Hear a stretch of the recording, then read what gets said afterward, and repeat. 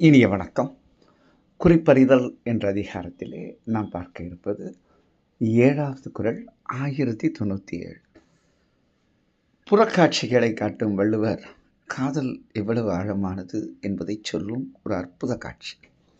செரா சிறு சொல்லும் செற்றார் போல நோக்கும் உறார் போன்று உற்றார் குறிப்பு என்ற குறள். உறார் போன்று உற்றார் குறிப்பு எப்படி இருக்குங்க வெளியே?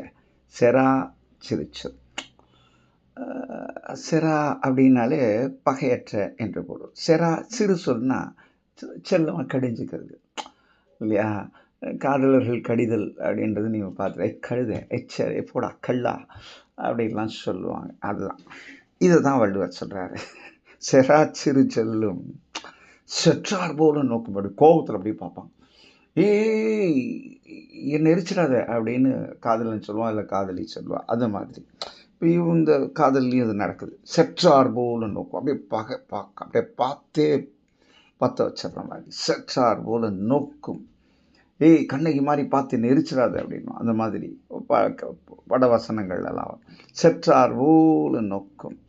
அடுத்து அடி போட்டார், உறாதவர் போன்று உறார் போன்று உற்றார் குறிப்பு.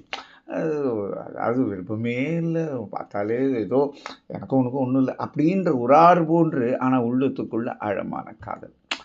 இது உள்ள அப்படியே பொங்குது காதல், ஆனால் வெளியே அப்படியே மங்குது காதல்.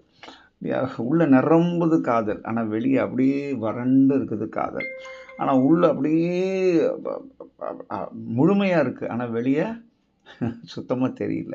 வெளியில் அவங்க காட்டிக்கிற புறக்காட்சிகள் அவங்களுக்கு சம்மந்தமே இல்லாத மாதிரி இல்லையா? ஒரு சின்ன கடிதல், செல்ல கடிதல், ஒரு கோமற்ற பார்வை, வேண்டாதவர் போன்று வேண்டும் அந்த செயல்முறைகள். இதெல்லாம் யார் செய்வா அப்படின்னு வள்ளுவர் கேட்குறாரு. நம்மளை உள்ளுக்குள்ள ஆசையை வச்சுக்கிட்டு வெளியில் இந்த 2 காதலில் நம்ம கிட்ட புறக்காட்சிகளை காட்டி இதுங்களுக்கு ஒன்றுமே இல்லாத மாதிரி நடிக்குது, ஆனால் 2 பேரும் உள்ள அன்பை வச்சுருக்கு அப்படின்னு இந்த காதல் காட்சியை எவ்வளவு அழகாக நயமாக நுட்பமாக நம் கண்முன் நிறுத்துகிறார் நம் திருவள்ளுவர். அதனால தான் தமிழ் பண்பாடு ரொம்ப பண்பட்ட பண்பாடு இல்லையா? காதல் உணர்வில் தானே கருணை இருக்குது, அடுத்தவங்க மீது இறக்கம் இருக்குது. அப்படிப்பட்ட இன்றைக்கி பார்த்திங்கன்னா நம்ம நாட்டில் ஜாதி மாறிட்டாங்க, இல்லை மதம் மாறிட்டாங்கன்னு அடிச்சே கொன்னுடுறாங்க. அதுக்கு பேரெல்லாம் பயங்கரமாக இருக்குது, ஆணவ கொலை அப்படின்றாங்க. இதெல்லாம் நம்ம கேட்குறோம்.